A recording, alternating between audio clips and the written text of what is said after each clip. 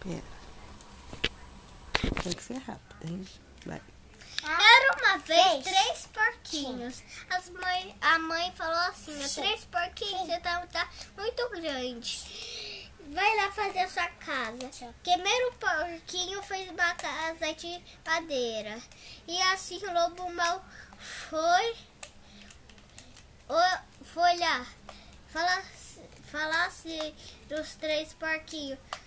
Um porquinho, deixa eu entrar.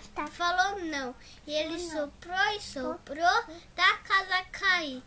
E assim o porquinho número 1 foi lá na casa do irmão dele. De palha. A casa dele foi de palha. E assim o lobo mau falou assim, ó: 2 porquinhos, deixa eu entrar na casa. Falou que não. Ele soprou e soprou, a casa caiu. E assim os 2 porquinhos foi lá correndo na casa do outro irmão dele, que era tijolos. E assim, ó, falou assim, ó: 3 porquinhos, deixa eu entrar. Falou que não.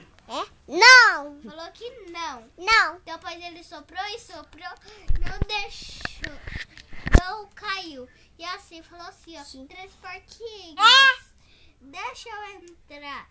Ele falou assim, ó: seja possível, nós 3. E falou assim. E depois sabia e falou assim: sua cadeira. E depois ele foi voando, queimando a bunda, correndo para outra história. E os 3 porquinhos? Os 3 porquinhos ficou comendo. Para.